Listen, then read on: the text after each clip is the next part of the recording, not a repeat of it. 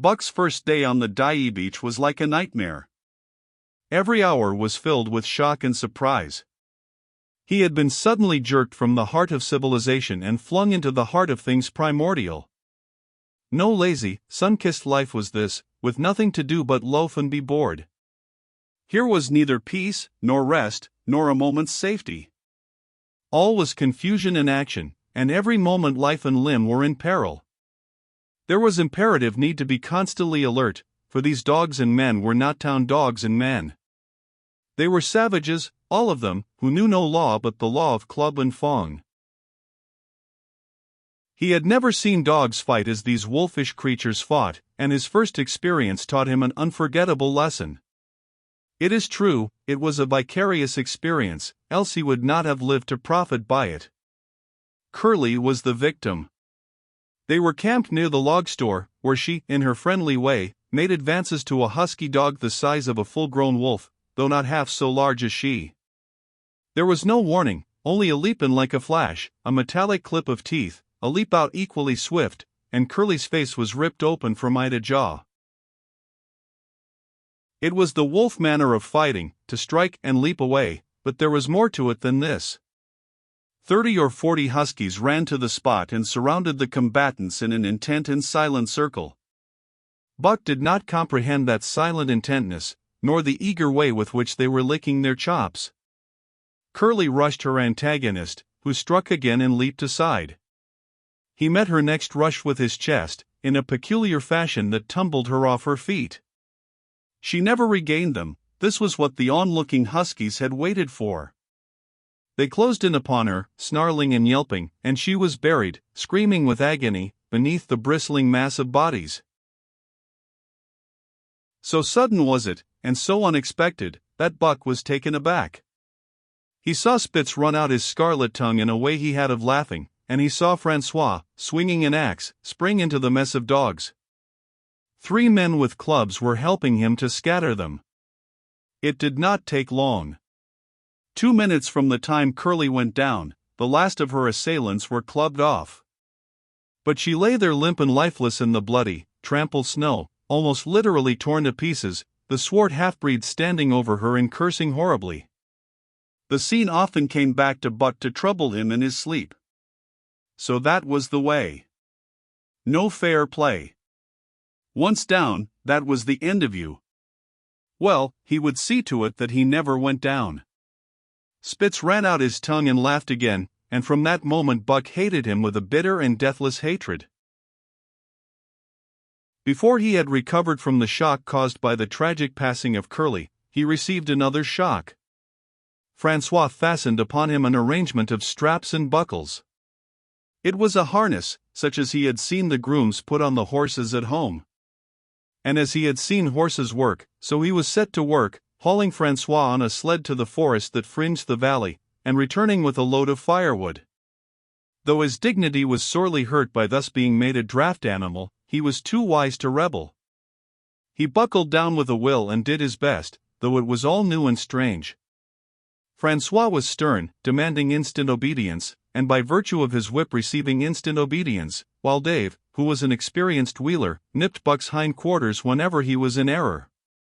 Spitz was the leader, likewise experienced, and while he could not always get at Buck, he growled sharp reproof now and again, or cunningly threw his weight in the traces to jerk Buck into the way he should go. Buck learned easily, and under the combined tuition of his 2 mates and Francois made remarkable progress. Ere they returned to camp he knew enough to stop at hoe, to go ahead at mush, to swing wide on the bends, and to keep clear of the wheeler when the loaded sled shot downhill at their heels. "Treve are good dogs," Francois told Perrault. "Dat Buck, heem pull like hell. I teach heem quick as ing." By afternoon, Perrault, who was in a hurry to be on the trail with his dispatches, returned with 2 more dogs. Billy and Joe he called them, 2 brothers, and true huskies both. Sons of the one mother though they were as different as day and night. Billy's one fault was his excessive good nature, while Joe was the very opposite, sour and introspective, with a perpetual snarl and a malignant eye. Buck received them in comradely fashion. Dave ignored them, while Spitz proceeded to thrash first one and then the other. Billy wagged his tail appeasingly, turned to run when he saw that appeasement was of no avail, and cried, still appeasingly, when Spitz's sharp teeth scored his flank. But no matter how Spitz circled, Joe whirled around on his heels to face him, mane bristling, ears laid back, lips writhing and snarling, jaws clipping together as fast as he could snap, and eyes diabolically gleaming, the incarnation of belligerent fear. So terrible was his appearance that Spitz was forced to forego disciplining him, but to cover his own discomfiture he turned upon the inoffensive and wailing Billy and drove him to the confines of the camp. By evening Perrault secured another dog, an old husky, long and lean and gaunt, with a battle-scarred face and a single eye which flashed a warning of prowess that commanded respect. He was called Sol Lex, which means the angry one. Like Dave, he asked nothing, gave nothing, expected nothing, and when he marched slowly and deliberately into their midst, even Spitz left him alone. He had one peculiarity which Buck was unlucky enough to discover. He did not like to be approached on his blind side. Of this offense Buck was unwittingly guilty, and the first knowledge he had of his indiscretion was when Sol Lex whirled upon him and slashed his shoulder to the bone for 3 inches up and down. Forever after Buck avoided his blind side, and to the last of their comradeship had no more trouble. His only apparent ambition, like Dave's, was to be left alone, though, as Buck was afterward to learn, each of them possessed one other and even more vital ambition. That night Buck faced the great problem of sleeping. The tent, illumined by a candle, glowed warmly in the midst of the white plain, and when he, as a matter of course, entered it, both Perrault and Francois bombarded him with curses and cooking utensils, till he recovered from his consternation and fled ignominiously into the outer cold. A chill wind was blowing that nipped him sharply and bit with a special venom into his wounded shoulder. He lay down on the snow and attempted to sleep, but the frost soon drove him shivering to his feet. Miserable and disconsolate, he wandered about among the many tents, only to find that one place was as cold as another. Here and there savage dogs rushed upon him, but he bristled his neck hair and snarled, for he was learning fast, and they let him go his way unmolested. Finally an idea came to him. He would return and see how his own teammates were making out. To his astonishment, they had disappeared. Again he wandered about through the great camp, looking for them, and again he returned. Were they in the tent? No, that could not be, else he would not have been driven out. Then where could they possibly be? With drooping tail and shivering body, very forlorn indeed, he aimlessly circled the tent. Suddenly the snow gave way beneath his 4 legs and he sank down. Something wriggled under his feet. He sprang back, bristling and snarling, fearful of the unseen and unknown. But a friendly little yelp reassured him, and he went back to investigate. A whiff of warm air ascended to his nostrils, and there, curled up under the snow in a snug ball, lay Billy. He whined placatingly, squirmed and wriggled to show his goodwill and intentions, and even ventured, as a bribe for peace, to lick Buck's face with his warm wet tongue. Another lesson. So that was the way they did it, eh? Buck confidently selected a spot, and with much fuss and waste effort proceeded to dig a hole for himself. In a trice the heat from his body filled the confined space and he was asleep. The day had been long and arduous, and he slept soundly and comfortably, though he growled and barked and wrestled with bad dreams. Nor did he open his eyes till roused by the noises of the waking camp. At first he did not know where he was. It had snowed during the night and he was completely buried. The snow walls pressed him on every side, and a great surge of fear swept through him, the fear of the wild thing for the trap. It was a token that he was harking back through his own life to the lives of his forebears, for he was a civilized dog, an unduly civilized dog, and of his own experience knew no trap and so could not of himself fear it. The muscles of his whole body contracted spasmodically and instinctively, the hair on his neck and shoulders stood on end, and with a ferocious snarl he bounded straight up into the blinding day, the snow flying about him in a flashing cloud. Ere he landed on his feet, he saw the white camp spread out before him and knew where he was and remembered all that had passed from the time he went for a stroll with Manuel to the hole he had dug for himself the night before. A shout from Francois hailed his appearance. "What I say," the dog driver cried to Perrault. "Dat Buck for sure learn quick as ing." Perrault nodded gravely. As courier for the Canadian government, bearing important dispatches, he was anxious to secure the best dogs, and he was particularly gladdened by the possession of Buck. 3 more Huskies were added to the team inside an hour, making a total of 9, and before another quarter of an hour had passed they were in harness and swinging up the trail toward the Dye Canyon. Buck was glad to be gone, and though the work was hard he found he did not particularly despise it. He was surprised at the eagerness which animated the whole team and which was communicated to him, but still more surprising was the change wrought in Dave and Sol-Leks. They were new dogs, utterly transformed by the harness. All passiveness and unconcern had dropped from them. They were alert and active, anxious that the work should go well, and fiercely irritable with whatever, by delay or confusion, retarded that work. The toil of the traces seemed the supreme expression of their being, and all that they lived for and the only thing in which they took delight. Dave was wheeler or sled dog, pulling in front of him was Buck, then came Sol-Leks. The rest of the team was strung out ahead, single file, to the leader, which position was filled by Spitz. Buck had been purposely placed between Dave and Sol-Leks so that he might receive instruction. Apt scholar that he was, they were equally apt teachers, never allowing him to linger long in error, and enforcing their teaching with their sharp teeth. Dave was fair and very wise. He never nipped Buck without cause, and he never failed to nip him when he stood in need of it. As Francois' whip backed him up, Buck found it to be cheaper to mend his ways than to retaliate. Once, during a brief halt, when he got tangled in the traces and delayed the start, both Dave and Sol-Leks flew at him and administered a sound trouncing. The resulting tangle was even worse, but Buck took good care to keep the traces clear thereafter, and ere the day was done, so well had he mastered his work, his mates about ceased nagging him. Francois' whip snapped less frequently, and Perrault even honored Buck by lifting up his feet and carefully examining them.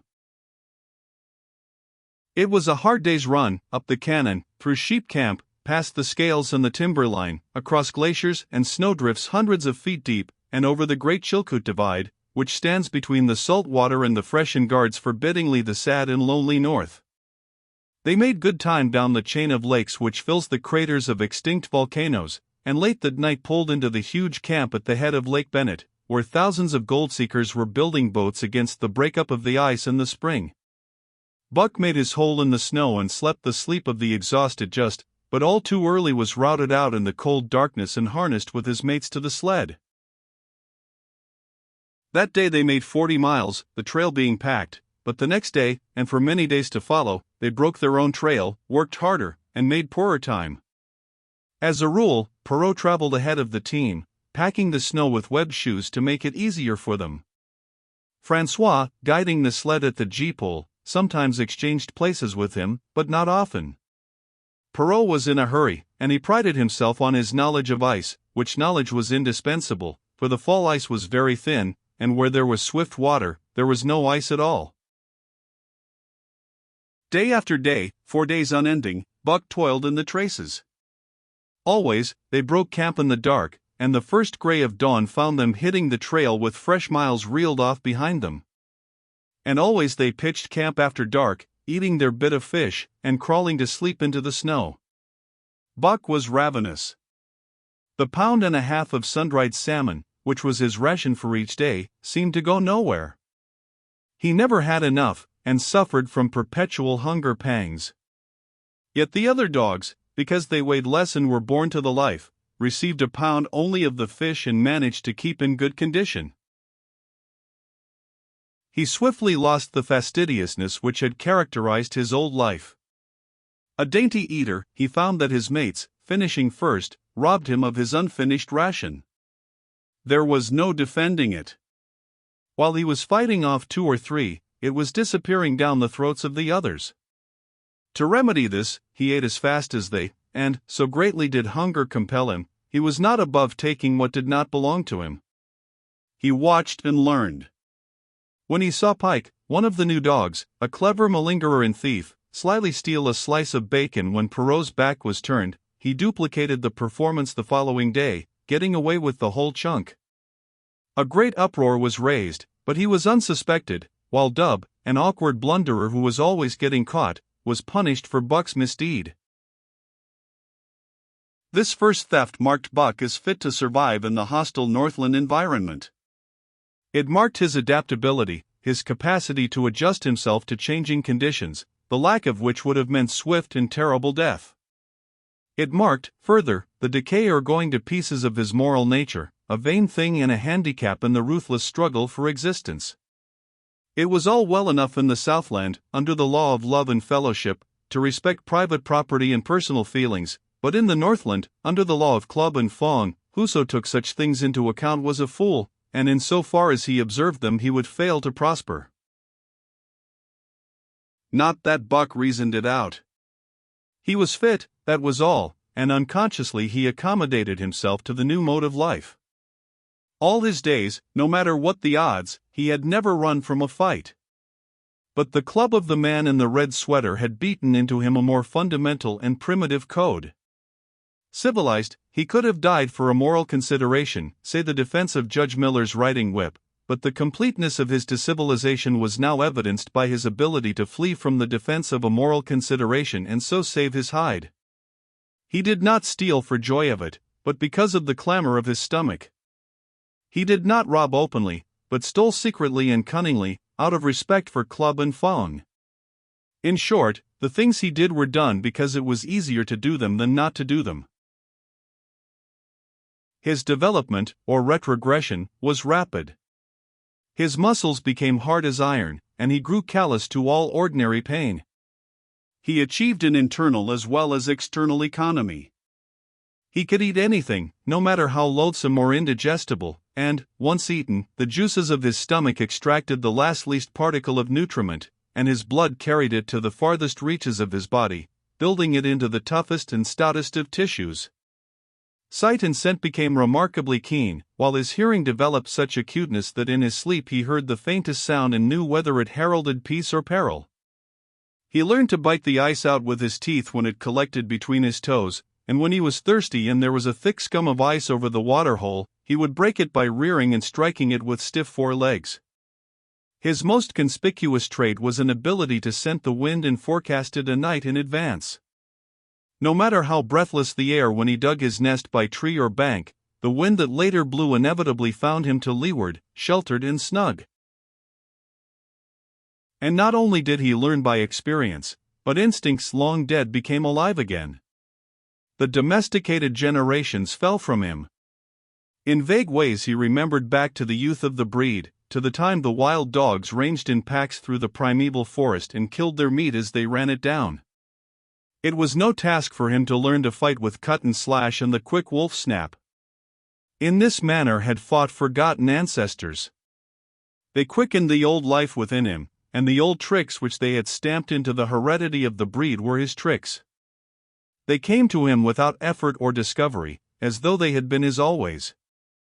And when, on the still cold nights, he pointed his nose at a star and howled long and wolf-like, it was his ancestors, dead in dust, pointing nose at star and howling down through the centuries and through him.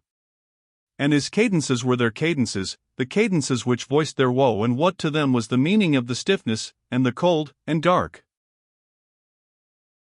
Thus, as token of what a puppet thing life is, the ancient song surged through him and he came into his own again, and he came because men had found a yellow metal in the north, and because Manuel was a gardener's helper whose wages did not lap over the needs of his wife and divers small copies of himself.